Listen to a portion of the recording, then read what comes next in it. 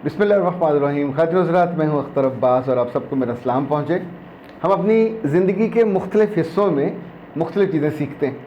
आज जब हम यूनिवर्सिटी में पढ़ा रहे होते हैं तो वहाँ का पैटर्न बिल्कुल अलग होता है। ज़ाहिर है आपकी अथॉरिटी होती है, सामने जितने स्टूडेंट्स हैं वो almost they are bound to listen, और आपकी इजाज़त के बिना कोई बंदा बात भी नहीं कर सकता होता। इसी तौर पे उनके लिए जो फ़ैसले करते हैं तो वहाँ आप ठक ठक ठक फैसले करने के आदी होते हैं। और आपको ये बहुत ज़्यादा तकरीबन सब असातिज़ा के साथ होता है, उन्हें ये नहीं इल्म होता कि सामने वाले के दिल पे क्या गुज़र रही है।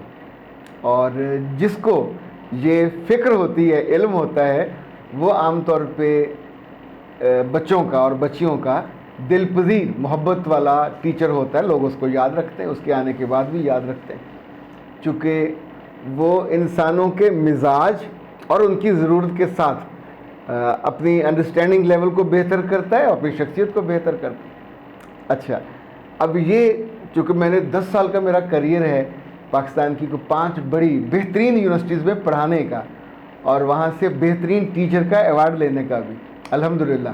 पंजाब यूनिवर्सिटी में मैंने 2-3 डिपार्टमेंट्स में पढ़ाया, फिर रफ़ा में पढ़ाया, फिर यूएमटी में पढ़ाया, फिर यूनिवर्सिटी ऑफ लाहौर में पढ़ाया, और फिर आखिर पे मैंने स्पीरी यूनिवर्सिटी में मैनेजमेंट साइंसेज और जो कॉमर्स डिपार्टमेंट है उसके हेड ऑफ डिपार्टमेंट के तौर पे काम किया तकरीबन 3 साल। हर जगह के अपने अपने तजर्बात हैं।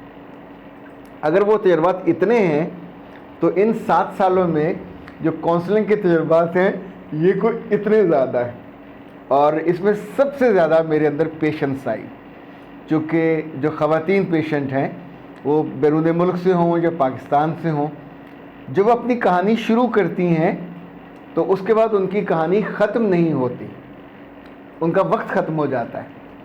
और बीच में यानी बिल्कुल शुरू में मैंने कहीं इंटरफेयर की कोशिश की कि अब इसको कंक्लूड कर दिया जाए, तो वो नाराज़ होती थी, क्या बात नहीं सुनते, पहले मेरी बात मुकम्मल तो हो लेने दें, मुझे अपना दुख दर्द जो मुझ पर जुल्म हुआ है उसकी पूरी तफसील तो बयान कर लेने दें। और अच्छा, अब उन्हें बिल्कुल गर्ज नहीं होती कि आप उन्हें क्या बताना चाह रहे हैं, क्या समझाना चाह रहे हैं। ये बात उनको बहुत देर बाद समझ आती है कि सर जो बताएंगे और समझाएंगे उसके बाद उनकी ज़िंदगी में बेहतरी आएगी। अच्छा, बहुत सी पेशेंट ऐसी हैं जो कई बरसों से आती हैं, यानी अगर कोई बीमारी में हो तो मैं आमतौर पे 2-3 सेशन लेके उस चीज़ को निपटा देता हूँ। लेकिन जिनको ऑब्सेसिव कंपल्सिव डिसऑर्डर का मसला होता है, जो उनको भी पता होता है, तो उन पे वो बीमारी या कैफियत बार बार हमला करती है, और उन्हें एक बंदा चाहिए होता है जिसके साथ वो ऑस्ट्रेलिया में हो, वो अमेरिका में हो, वो यूके में हो, अगर उन्हें यानी हम मुयस्सर ना आए तो यकीन मानिए उनका दिमाग फटने वाला हो जाता है। सो उनके लिए इट्स अ ग्रेट ब्लेसिंग कि जब वो हमसे बात कर रहे हैं हम उनकी बात उर्दू में सुन रहे हैं। वहाँ वो महंगे महंगे $200-200 वाले साइकोलॉजिस्ट और साइकेट्रिस्ट के पास हो आती हैं, नहीं इलाज हो पाता, चूँकि वो अलाइन नहीं कर पाते उन चीज़ों को। अब आज मैंने जो आपके लिए चुना, ये मेरी एक पुरानी क्लाइंट है, कोई 4 साल पुरानी, और अभी हाल ही में जब वो मेरे पास आई तो उन्होंने कमाल मेहरबानी से कहा, सर आप मेहरबानी करें, मेरे जो राज हैं इनको आउट कर दें। तो मैंने कहा कौन से राज? कहने की ये जो इतने सालों से मैं आपको बातें बता रही हूँ। तो मैंने कहा कि आपसे किसने कहा कि आप इतने सालों से मुझे नई बातें बता रही हैं, आप एक ही बात बता रही हैं। अच्छा, एकदम से उसकी आंखें फटी की फटी रह गई और कुछ देर वो बिल्कुल खामोश हो गई। मैंने उनको पानी पेश किया, मेरे पास खजूरें आई हुई थी बड़ी खूबसूरत जद्दा से, वो मैंने उनको पेश की ताकि थोड़ा हौसला हो। फिर उन्होंने कहा ठीक है, इस पर मैं गौर करती हूँ, लेकिन आज मैं तय करके आई हूँ कि आप मेरा नाम लिए बिना जो मुझ पे गुजरी है, जो क़यामत मुझ पे गुजरी है, वो बयान कर दीजिए। मैंने कहा ओके, इस पर सोचते हैं कि मैं इसमें से बयान करने वाली क्या चीज़ निकालूं। तो आज जो चीज़ मैंने उनकी इजाज़त से नाम क्या लेना, कुछ भी आप अलिफ बे जीम दाल नाम ले लें, लेकिन इससे मैं ये नहीं कहता कि आप सबक लें, ये भी नहीं कहता इससे सीखें, इस पर गौर ज़रूर करें। समटाइम हमारा दुश्मन कहीं और नहीं होता, कोई हमें आग नहीं लगा रहा होता, कोई हमारे दुखों को बढ़ा नहीं रहा होता, कोई हमें तकलीफ़ नहीं दे रहा होता। जब हम खुद होते हैं जो उस तकलीफ़ को मुसलसल बढ़ाते हैं, अपने आप को परेशान करते हैं, कभी हमदर्दी के नाम पे, कभी लोगों की तवज्जो जो सीकिंग होती है उसके नाम पे। अब मैं चूँकि बुनियादी तौर पे I am a good listener, तो लिसनिंग के साथ साथ मैं दो काम करता हूँ। मैं उनके लिए दिल से दुआ कर रहा होता हूँ कि ए मौला इनको इस अजाब से निकाल दे, पर उसमें भी शर्त है, अगला बंदा अजाब से निकलना तो चाहे, यानी अल्लाह की रहमत आए, पर रहमत के लिए कोई बर्तन तो आपके पास हो ना, किस पे रहमत आए। बारिश का पानी आएगा, अल्लाह ताला कुरान में कहते हैं कि कुछ लोग उन पहाड़ों जैसे होते हैं जिसमें से वो पानी बह के नीचे चला जाता है और उस पर रुईदगी नहीं होती, और कुछ ऐसे होते हैं कि उनमें जज्ब होता है, उस पर ऐसा सब्ज़ा, ऐसी शान और शौकत उस पहाड़ की बनती है।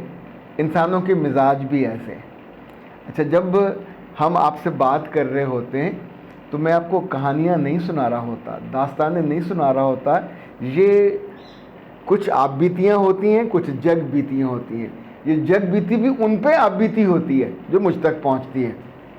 इसीलिए बहुत सारी बच्चियाँ और ख़वातीन जब ये लिखती हैं कि सर अगर आप ना होते तो मेरी ज़िंदगी कभी इस दलदल से निकलती ना, मैं कभी इस अजाब से निकल के नॉर्मल ज़िंदगी बसर ना कर पाती। अभी जो लेटेस्ट हुआ वो 6 चीज़ों वाला था कि मियाँ अगर नहीं सुनता तो 6 काम, उस पर इतनी ख़वातीन के शुक्रिया, इतनी ख़वातीन की कमिटमेंट्स अपने आप कि yes I will do that, और मैं अब मज़ीद ये अपने आप को अजाब में नहीं रखूँगी। अच्छा, इस खातून ने जो इनका मसला सबसे बड़ा है, बहुत सारी ख़वातीन का है, वो जॉइंट फैमिली में रहीं 3-4 साल। उस जॉइंट फैमिली में रहने से उन पर 3 जुल्म हुए उनके बकौल।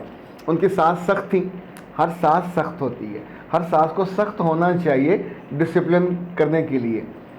उसकी जिठानी बड़ी थी और उनका घर पे हुक्म चलता था, चूँकि जिठानी का मियाँ ज़्यादा कमाता था।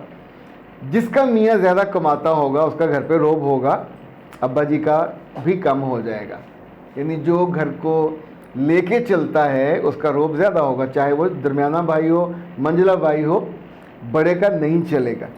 तो वो जो जिठानी थी, इनके मियाँ उसकी बात मानते थे, चूँकि घर में उसका असर ज़्यादा था। इससे पहले वो आई थी, सभी उसका रिगार्ड करते थे, वो ना नहीं सुनती थी और वो बहुत प्यार से सबसे काम ले लेती थी। ओके, इनका ख्याल है कि वो जो मियाँ उसकी बात मानते थे वो भी जुल्म है, जो सास की मानते थे वो भी जुल्म है, और मैं अकेली कमरे में पड़ी रोती रहती थी वो भी जुल्म है। ये रोना किसी के कहने से नहीं होता था, ना किसी के मारने से होता था। इट वाज जब आप ओवर थॉट करते, जब ज़्यादा करते। अच्छा, फिर ये हुआ, उन्होंने कहा मेरा मियाँ मीसना था। मीसना वो होता है जो खामोश रहे। तो मैंने इस बीच में जो उन्हें धीरे धीरे इस बात पे आमादा किया कि अपने मियाँ को मीसना समझना बंद करें।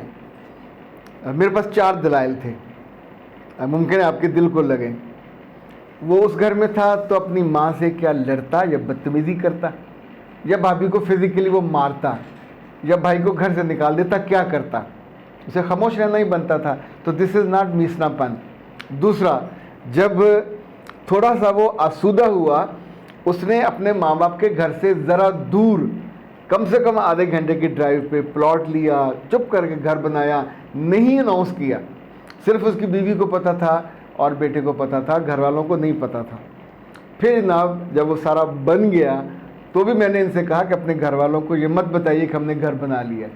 तो अब वहाँ से स्विच करने का कि वो मियाँ के दफ्तर के करीब है, तो वहाँ वो स्विच हो गए। अब she is enjoying a good life, उसके पास पैसा है, गाड़ी है, घर है, और किसने किया? उसके मियाँ ने किया। अगर उस पर कभी जुल्म हुआ तो उस जुल्म की उसने उस वक्त वो खामोश रहा, देखता रहा। जो ही उसके पास माल आया, दौलत आई, समझ तो थी, उसने कंपनसेट किया। घर उस खातून के नाम है, घर में हुक्म, 5 बच्चे हैं उनके, पांचों बच्चे पढ़ रहे हैं। बच्चों की जो फीसें हैं आपको अंदाज़ा है कितनी है? वो सब वो मियाँ पूरी करता है। घर चूँकि माशाल्लाह बड़ा है तो घर के जो सारी ग्रॉसरी है, ख़र्चे हैं, जो उस घर में कोई नहीं आता, ना उनका सास ससुर, ना उनकी जेठ जेठानी, जिन जिन रिश्तेदारों ने उनको तकलीफ़ दी थी, मियाँ ने अपनी बीवी से कहा तुम्हारी मर्ज़ी के बिना नहीं आएंगे, और इसने उनको इनवाइट नहीं किया, वो नहीं आ रहे। अब वो कहती है कि मुझे अपने मियाँ पे गुस्सा ही नहीं जाता, यानी एवरी टाइम अपने मियाँ पे वो गुस्सा करती हैं, हर कुछ दिन बाद मियाँ से लड़ाई करती हैं।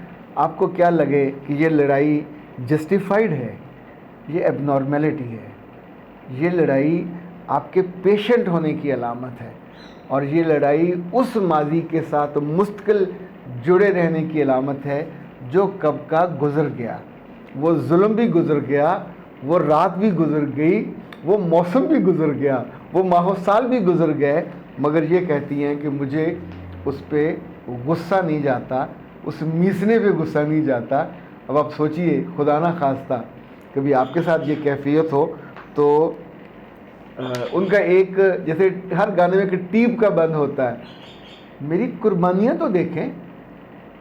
वैसे मैंने इस बार पूछ लिया उनसे कि बीबी बाय द वे आपने कितने लोग कुर्बान किए, यानी किस चीज़ को आप कुर्बानी कहती है? कुछ औरतों को समझाना बहुत मुश्किल होता है, उनको सारी उम्र समझ नहीं आता, पर कुछ औरतों को, जिनमें आप शामिल हैं, आपको समझाना बहुत आसान होता है। माजी को जितनी बात को दीजिए इजाज़त। अस्सलाम वालेकुम।